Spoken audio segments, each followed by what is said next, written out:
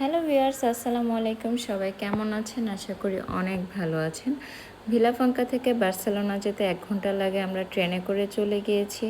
কেনাকাটা করে আমরা রাতের ডিনার হিসেবে আজকে সুশি পার্টি করব, সেই চিন্তা করেই গিয়েছি। কারণ এখানে অনেক রকম সুশি ছিল, পার পারসন 21 ইউরো করেছিল।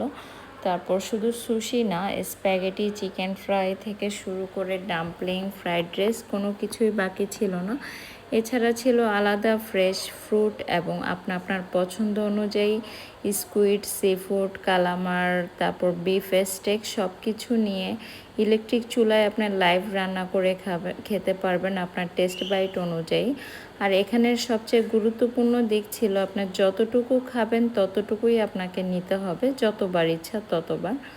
বাট আপনি খাবার নষ্ট করতে পারবেন না। যদি আপনি খাবার নষ্ট করেন সেটার জন্য আপনাকে আলাদা চার্জ পে করতে হবে।